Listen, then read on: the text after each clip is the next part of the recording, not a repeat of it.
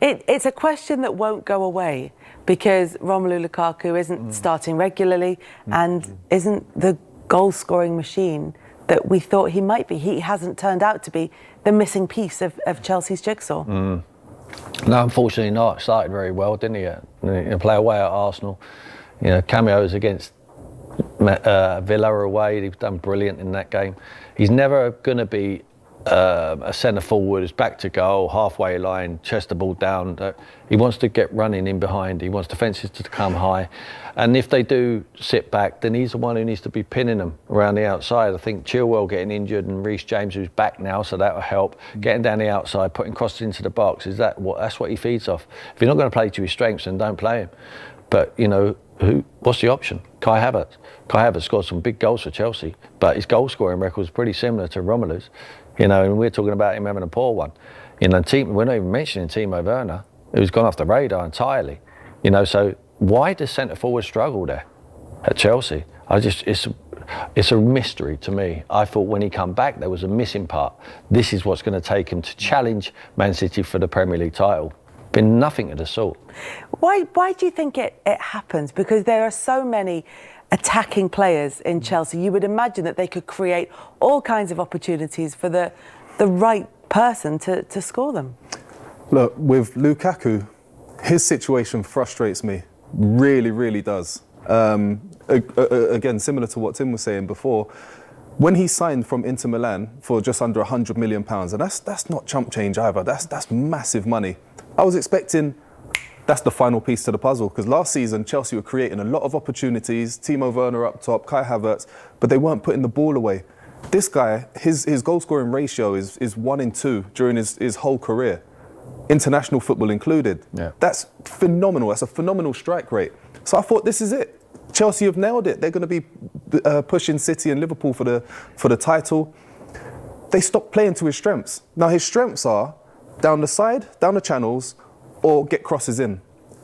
Chelsea don't play like that. I don't know why they don't, because when he was playing, he was excellent. And when they were playing to his strengths, he was excellent. Yeah. He makes the runs, they don't pass it. Sooner or later, as a forward, you're going to stop making those runs, because what's the point? You make the run, they don't pass it, you're exerting unnecessary energy. My frustration with him, with Lukaku, is if they're not passing you the ball, you let them know. You let them know, and you let them know now, because if you don't, you're not going to get the ball. I would be in the change rooms at halftime having firm, strong words with every single one of those guys saying, look, give me the ball. If you don't give me the ball, we're going to have a big problem at the end of the game, because I'm here to score goals. If I score goals, we win games as a team, we will all be successful. They're not doing that at all. But you want your manager to have that argument with the players also? I'm not relying on the manager. I'm not relying on the manager. I know what I need. I'm a goal scorer. I'm here to score goals. But then the manager should be doing that. The manager's telling them the opposite. That's the whole point. But that's then the issue. If I'm Romelu, I'm knocking on the door of Thomas Tuchel and I'm saying, if you're not going to play to my strengths, then don't play me. And that's quite obvious. He's making that clear. He's not playing him at the moment because he doesn't want to play that way. Yeah. I agree with you. Yeah. I feel sorry for Romelu at the moment. I don't think they're getting the best out of him. It didn't feel like a strange decision. It felt like a really good decision in the summer. It feels like a strange decision now to bring in a player and to want to play in a way that is completely contrary to what he wants to do and what he's good at doing. Yeah, purely because of how it's gone, you start to think, did Tuchel want to sign him in the summer? Was it more from the people upstairs? But you were saying, Tim, in terms of you had that conversation with the manager, why aren't you doing that? That's basically what he said in that controversial interview, wasn't it, with Sky in Italy? He said it was basically paraphrasing, but it was going all right, and recently the manager changed. But all the stuff recently, like you see on Twitter and all the memes, he had 4 touches or whatever. It's not his fault. He was still making those moves. Give him the ball. Yeah. But it does seem like a strange one. You look back now and you think, why is that? And it does seem like Tuchel's only been there about a year now, but obviously won the Champions League. But it seems like a lot of what they did was with kind of a false nine, or even with Werner, he wasn't scoring the goals, but he was making a lot of runs, and everyone was always saying he creates the space for others. And that seems to be the way that Thomas Tuchel wanted to go with it. But like you said, Jermaine, at the start, they were playing to Lukaku's strengths. And they did seem to be finding some kind of common ground there. Maybe Tuchel thought that gives less stability elsewhere. I'm thinking with my trying to get into Guardiola's head, because I cover City. Sometimes if they want to keep the ball and not be playing those balls into channels because they don't want to be losing something going the other way on the counter attack. Maybe he thought we're a bit too open or something. But it is a strange one why he suddenly thought, okay, we'll just go back to that, because it wasn't roaringly successful either. That was over Christmas when they were dropping all those points. So it is a bit of a strange one. Look, we're trying to work it out. I don't think TT knows either, does it? But it's also as well, when you bring up Manchester City there, it's the question that's... Chelsea is always asked about Romelu Lukaku. With Manchester City, it's always talking about what would happen. Do they need a striker? Can they keep playing with the false nine? I suppose that's possibly a cautionary tale at Chelsea for Manchester City. There's an instant there at the beginning of the season how it works if you do play to whoever you bring in strengths, and then in the latter stages what happens if you want them to do something different. Yeah, it's interesting. If City do sign a big name striker this summer, you'd think, you know, they'll be better as another option. But it's interesting, maybe fast forward to next season's Champions League and you think, because Pep, you know, he always used to leave Aguero off for big games sometimes and go with a false nine instead for a bit more control. Imagine they buy Haaland and the whole thing costs about 100 million and then he's on the bench for a big Champions League game because, you know, Pep wants to go with a false nine or whatever. But yeah, in terms of that, City played so well with Aguero, and that's what I'm trying to think as well. Maybe it's a Tuchel thing. Maybe he can't really adapt to having that kind of striker. So he's going more towards what he knows, and it doesn't work with Lukaku. Whereas what might give Guardiola the edge over him is whether he's got Aguero or whether he's got Phil Foden, he'll make it work. And maybe it's something that, because Tuchel's obviously, he's no mug, he's a great coach, but maybe there's something there he can't quite get it to work. Because like you said, they've got so many attacking players. Take your pick. Yeah. You think so much creativity there, just get the ball in the box easy, but there's obviously something there that's stopping it. But there's not a 9, is there? He's the only 9. I mean, Kai Havertz is not a 9. No. I mean, for me, Kai Havertz could play behind him. Yeah.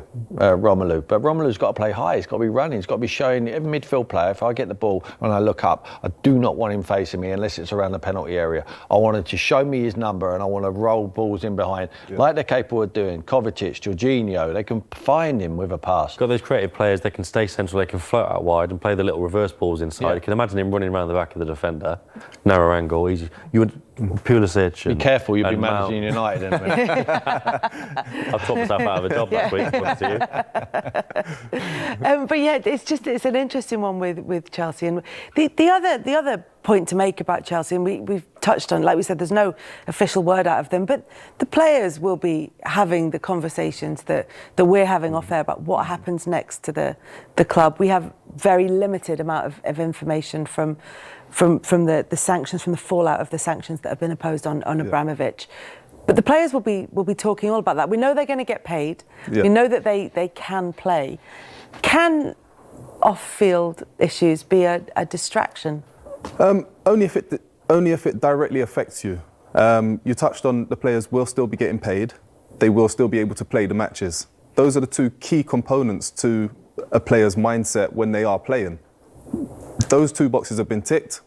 As a player, that's it, you know. The rest is history. You're going out onto the pitch, you're playing the game, and you try to win the game. That's as simple as it comes. But the conversations will be having. They will be having these conversations. The questions I think will be asked about what happens in the summer onwards, what that means for the players, the individual players that are out of contract, in the middle of negotiating new contracts, or have got long-term deals. You know, how does this affect us here? How will it affect us from the summer onwards? And it's all, nobody really knows, do we? So those are the conversations that will be getting had on a regular basis. That for them players going onto that pitch, if I'm Thomas Tuchel, I'm telling them this is the calm within the storm and we don't let it affect us. And any of you using it as an excuse, go and have a look in the mirror, right, and see how lucky you are that you're actually playing football for a living, getting paid an awful lot of money. And there's a lot of other people around the world having a tough time with it. So just get on with the job. And that's your motivational speech. Absolutely. That's it. No, but it's sometimes you do need to have perspective on what's going on in the wider world. We're worried about if he's going to get paid from May onwards. Don't worry about that. Look after itself. Yeah. You know, you're not going to starve. Get on with it. The game itself, then, I know you were talking about Reece James and how well he's done, particularly in the last game. Bit of a doubt for this evening. How much of a difference will that make, given the opposition? With who? Reece James. Reece James is listen, for me, if you're Romelu, it's not worth playing Romelu Lukaku if you haven't got wide players who are going to stick it in the box. I mean, Reece was in such great form, wasn't he, when he picked up that injury? You know, he burst up and down. Defensively, I think he's very diligent, super strong, gets forward at the right time. And his delivery, I mean, Trent's fantastic delivery as well. And we were spoilt for right backs, but he delivers balls into an area where centre forwards want it. You would have loved to have played against 100% with him. Yeah, but potentially not involved this evening. But you would imagine that Chelsea don't need to be full strength I think they'll be all right. against Norwich. I don't think that's being rude. I think that's factual. No? Yeah, every player. I mean, there's not one Norwich player could be in Chelsea's their team. squad. Yeah. So, you know, just look at that. I mean, forget excuses. Forget whether this one's not firing, that one. If you're Thomas Tuchel, you'll find a solution to beat Norwich. They can't beat anyone at the moment. They're in a real poor time of it.